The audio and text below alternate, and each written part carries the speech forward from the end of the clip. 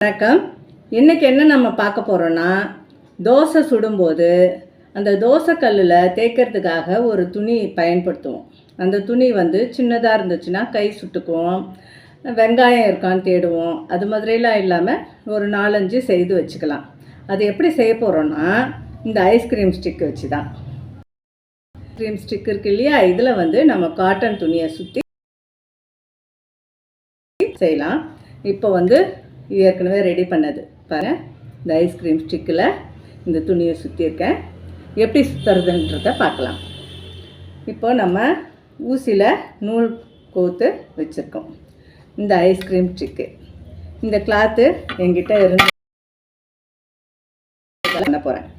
இப்போது இந்த ஐஸ்கிரீம் துணியை நல்லா மடிச்சுக்கோங்க. இதே மாதிரி 2ஆக மடிச்சு இதில் வச்சு அப்படியே சுற்றுறோம். சுற்றும்போது அதான் இந்த ஊசி நூல் நம்ம பயன்படுத்த போகிறோம். நல்லா ஸ்ட்ராங்காக வைக்கலாம், இல்லைன்னா ஸ்டிக்கில் இருந்து துணி கழண்டு வந்துடும். இந்த பாருங்கள், இப்படி வச்சு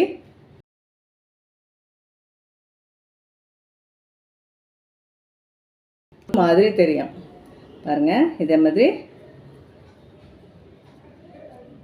முதல்ல சுற்றிக்கணும். சுற்றிட்டு அதுக்கப்புறம் இந்த துணி மடிக்கிறோம்.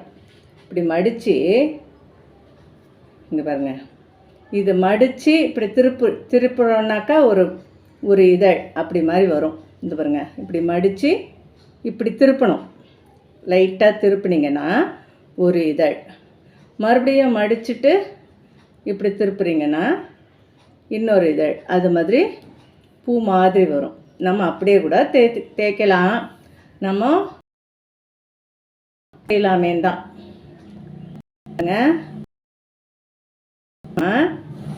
பூ மாதிரி வரும்.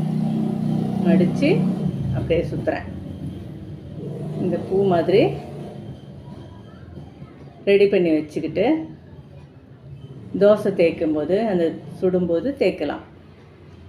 கையில் சூடு வச்சுக்காமல் அழகாகவும் ரெடி பண்ணி வச்சுக்கலாம். கருப்பாயிடுச்சு தோசை, ஒரு 10 தோசை சுடுறோம், கருப்பாயிடுச்சு தோசை துணி தீத்துற துணி கருப்பாக இருக்குது, நல்லா இல்லைன்னா தூக்கி போட்டு நம்ம வேறு எடுத்துக்கலாம். பாருங்கள், இதே மாதிரி நிறைய ரெடி பண்ணி வச்சுக்கலாம். பாருங்கள், இப்போ ஊசி நூலில் ஒரு ஸ்டிச்சு போட்டுட்டோன்னா இந்த ஸ்டிக்கை விட்டு கழலாமல் இருக்கும். அதுக்காக தான் இந்த நூல் ஊசி வச்சுருக்கேன். பாருங்கள், இதே மாதிரி உள்ளே கொடுத்து ஒரு தையல் போட்டுக்கோங்க. இப்போ மறுபடியும் பூ மாதிரி உங்களுக்கு எவ்வளோ பெரிய சைஸ் வேணுமோ அந்த மாதிரி இந்த ஊசி நூல் இப்படியே இருக்கட்டும். மறுபடியும் துணியை சுற்றி உங்களுக்கு எவ்வளோ பெரிய சைஸ் வேணுமோ அந்த மாதிரி ரெடி பண்ணிக்கலாம்.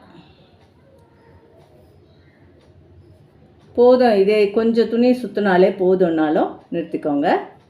நான் இன்னும் கொஞ்சம் சுற்றுறேன். பாருங்கள், இப்படி மடித்து இப்படி திருப்புறோன்னா ஒரு இதழ் மாதிரி வரும். மறுபடியும் இப்படி மடித்து இப்படி திருப்புறேன். இதே மாதிரி நம்ம வேணுன்ற அளவுக்கு சுற்றிக்கலாம். பாருங்கள், இது போதும்னாலும் கட் பண்ணிக்கலாம்.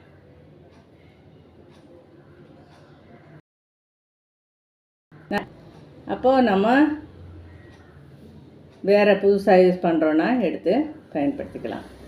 கையில் சூடு வச்சுக்காமல் எளிய முறையில் நம்ம செய்து தோசை வார்த்துக்கலாம். உங்களுக்கு பூ மாதிரி வரல அப்படின்னா கூட அப்படியே கூட நீங்கள் சுற்றி ரெடி பண்ணி வச்சு. இது கமெண்ட்ஸ் பாக்ஸில் நீங்கள் உங்களுக்கு நான் பண்ணது பிடிச்சிருந்ததுன்னா எனக்கு கமெண்ட்ஸ் போடுங்க, சரியா? பாருங்கள், பூ மாதிரி வந்துருச்சு பாருங்கள். இதை நம்ம அப்படியே ஒரு தையல் போட்டுக்கலாம்.